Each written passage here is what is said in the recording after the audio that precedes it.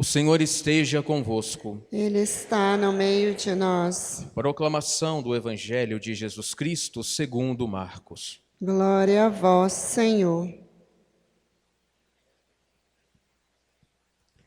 Naquele tempo, Jesus tomou consigo Pedro, Tiago e João e os levou sozinhos a um lugar à parte, sobre uma alta montanha.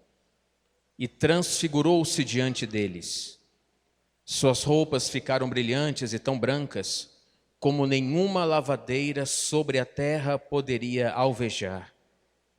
Apareceram-lhe Elias e Moisés, e estavam conversando com Jesus.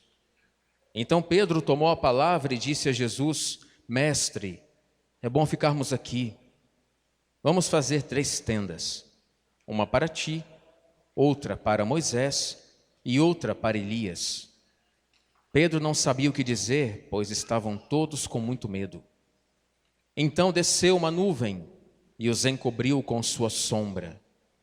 E da nuvem saiu uma voz: Este é meu filho amado, escutai o que ele diz. E de repente, olhando em volta, não viram mais ninguém, a não ser somente Jesus com eles. Ao descerem da montanha, Jesus ordenou que não contassem a ninguém o que tinham visto, até que o Filho do Homem tivesse ressuscitado dos mortos. Eles observaram essa ordem, mas comentavam entre si o que queria dizer ressuscitar dos mortos.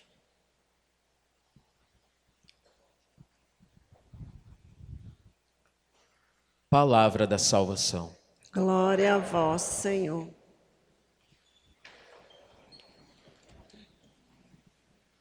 Queria saber uma coisa de vocês. Depois do seu batismo, né? Vou falar assim. Depois do seu batismo, você alguma vez assim já sentiu um certo cansaço de ser cristão, de seguir a Cristo na cruz? Alguma vez você já parou para pensar assim: olha, padre, eu não estou dando conta. Deus está me pedindo uma coisa, eu não consigo. Sou fraco. É difícil para vir à missa de domingo, a preguiça toma conta de mim, eu não consigo rezar direito. Estou cansado de seguir a este Cristo que a Igreja Católica apresenta. Alguma vez você já murmurou desse sentido? Já pensou, por exemplo? Acho que todos nós, alguma vez já nos sentimos cansados de estar na igreja, ou de alguma pastoral, de algum movimento, que às vezes nos canse, ou que às vezes tem que aturar o irmão que a gente não gosta, né? Fulano não me desce, padre, né? Não aguento a presença dele. Enfim, eu acho que todos nós já passamos por isso alguma vez na vida, em relação à prática do cristianismo, né? O estar rezando sempre, o confessar-se sempre, ter uma vida santa. Nem sempre conseguimos ter uma vida santa. A gente luta, às vezes acaba caindo. Uma semana nós estamos bem, na outra semana a gente para de rezar, na outra semana a gente volta a ser um bom cristão, depois a gente cai, depois a gente volta, né? Enfim, esse é o drama do ser humano, esse é o drama do homem com o pecado, como nós todos temos pecado. O porquê dessa pergunta, hoje do padre inicial? Segundo os padres da igreja, quando eu falar para vocês assim, padres da igreja, com P maiúsculo, foram os santos padres até o século VII. O que eles fizeram? Eles organizaram a fé católica, fizeram muitas cartas, ajudaram muito a fé da igreja nesse começo, até os 7 primeiros séculos. Então, os padres da igreja, quando pegaram esse evangelho, eles deduziram uma coisa. Sabem por que Nosso Senhor levou consigo Pedro, João e Tiago? Porque Nosso Senhor havia percebido que eles estavam cansados de segui-lo, de servi-lo. Vocês sabem que Deus, ele sonda o mais íntimo de nós, o mais íntimo do nosso coração. E Deus, quando olha para a gente, através do Filho, ele vai direto na alma, né? Para ver como é que está a alma. E Cristo tinha percebido que eles estavam cansados durante os 3 anos de segui-lo. Eles viram os prodígios, viram ele ressuscitar os mortos, mas já estavam cansados da caminhada de Jerusalém para Cafarnaum, Cafarnaum para a Judéia, da Judéia para Betânia. Estavam cansados, era um cansaço. Então o que nosso Senhor resolveu fazer? Vou ajudar os meus discípulos. Vou ajudar aqueles que eu amo, né? Vou ajudar os meus discípulos. Vou ajudar aqueles que eu amo. E ele faz uma coisa. Todas as vezes que Cristo queria comunicar alguma coisa de suma importância, o que ele fazia? Ele tirava os apóstolos do meio e levava para um lugar um pouco mais discreto. E esse lugar hoje mais discreto era a montanha. Na Bíblia, a palavra montanha significa o encontrar-se com Deus. Deserto é ser tentado, mas montanha é encontrar-se com Deus. Então, ele levou e aconteceu um fenômeno sobrenatural. Nosso Senhor muda de figura, se transfigura, ou seja, ele antecipa para Pedro, Tiago e João a ressurreição do 3º dia. Eles disseram que a roupa dele ficou muito branca, coisa que nenhuma lavadeira conseguiria no mundo alvejar. Se ele mudou de rosto, aqui não se relata isso. Mas, no domingo pela manhã, quando Maria Madalena vai ao encontro do Senhor, ela chega no túmulo e vê o túmulo vazio. E ali do lado ela viu um jardineiro e perguntou assim para ele: onde colocaram o corpo do mestre? E ele fala: Maria?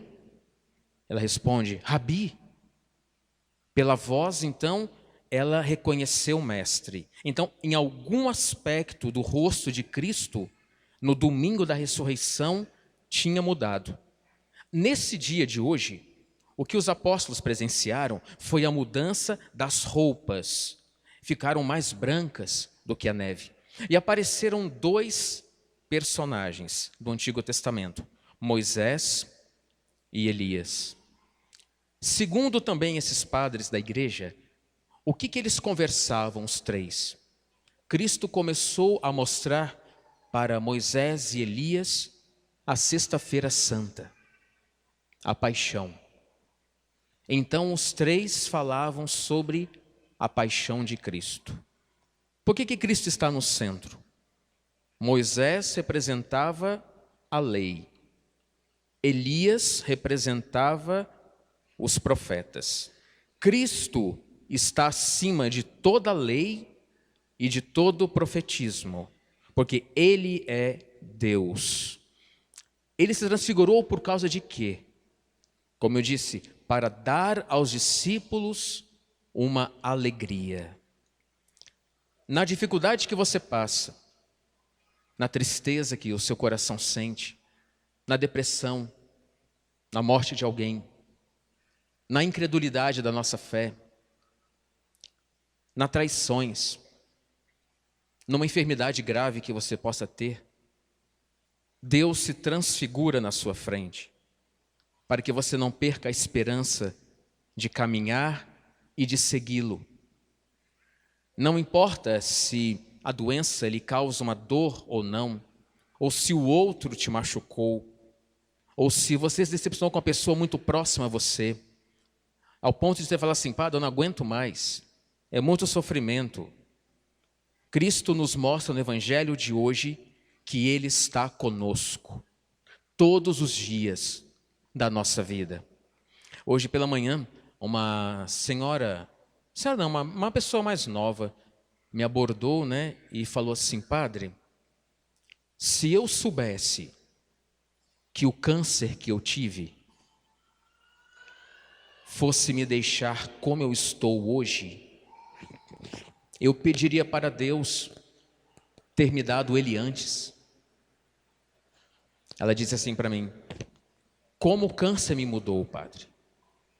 Hoje eu sou mais humilde, abaixo mais minha cabeça. Cumprimento até meu porteiro, que eu não cumprimentava, Padre. O senhor tem uma ideia. Me aproximei mais de Deus. Como que às vezes as dores, os sofrimentos nos aproximam de Cristo.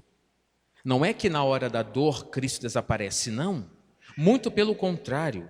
Na hora da dor, do cansaço, Ele se transfigura para que você não perca o ânimo, para que você não perca esse ânimo de dentro de nós que nos faz caminhar. Por exemplo, quantas vezes você falou assim: meu Deus, hoje é domingo, tenho que ir à missa. Nossa, hoje tenho que ir confessar porque pequei. Nossa, hoje tem reunião da pastoral X. Nossa, hoje tem outra reunião da pastoral Y. Nossa, tem reunião hoje à noite.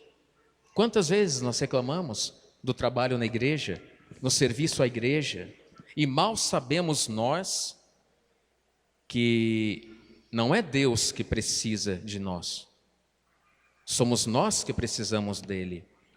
Eu estava lendo esses dias uma carta de um padre da igreja chamado Santo Irineu de Lyon, século II. E ele deu uma explicação tão fantástica do porquê que nós estamos na igreja.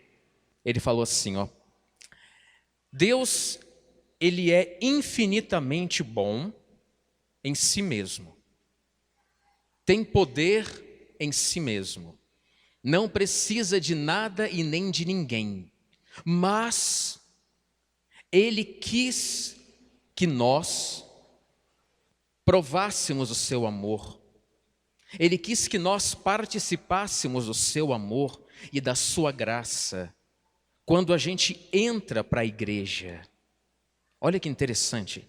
Quando a gente entra pela igreja, ou seja, a porta do batismo, então Deus, ele quer que nós participemos da sua alegria e da sua graça. Quando nós estamos na igreja, numa pastoral, num movimento, num trabalho X, num trabalho Y, Deus não precisa de nós. Quem vem à missa, quem vem à igreja, quem busca Deus, somos nós que precisamos da sua graça, da sua salvação. Cada vez que você deixa a sua casa, pega o teu carro e vem para cá, é porque você quer coisa séria. Você quer refrigério para a tua alma. Você quer salvar a tua alma novamente. Você está buscando o Deus que salva. Quando a gente conseguir entender isso, a missa não vai se tornar um fardo. Não vai se tornar uma coisa pesada. A oração não vai tornar uma coisa entediosa. Não. Quando você entender que somos nós que precisamos da graça de Deus para nos salvar, a gente começa a entender a religião, a fé católica, de um outro ângulo. Você já não vem mais com, meu pai está me obrigando a ir para a missa. Porque se eu não for, é pecado mortal. É verdade, é pecado mortal e grave. Tem que se confessar. Mas eu não quero que você venha porque o seu pai ou a sua mãe esteja te obrigando a vir à missa. Quando a gente falta à missa, por exemplo, a gente não só desobedece o terceiro mandamento, mas o primeiro, de não ter amado-o sobre todas as coisas. Porque quando a gente ama a Deus sobre todas as coisas, nós vamos ao seu encontro. A gente vai por amor, não mais por uma obrigação. Quantos corações que a gente vê nessa caminhada de igreja que eu tenho, que vão à missa por obrigação. É um peso ir à missa. Não, eu não quero que a missa seja um peso para ninguém. Eu quero que vocês adentrem a este templo sagrado com alegria no rosto. Hoje é o dia do Senhor. É o dia da alegria. Vocês sabem que a Bíblia vai nos dizer que hoje é o dia de comermos carnes gordas. Não existe dieta hoje, não existe sacrifício, não tem penitência, não pode ficar de bico para o outro, não pode brigar com o outro. Hoje é proibido a gente brigar com o outro, ficar de cara feia, vocês terem uma ideia. Porque é o dia do Senhor, o dia da alegria, gente. Eu quero que o domingo para você seja um dia especialíssimo, que você deixe tudo, inclusive o outro, para vir buscar o seu Deus, o Deus que te salvou. Porque, gente, no fundo, no nosso último suspiro, não vai ser a mulher, não vai ser o filho, não vai ser o neto, não vai ser o amigo. Quem vai estar com você e comigo no último suspiro vai ser Deus. Esse sim esteve contigo do nascer ao morrer.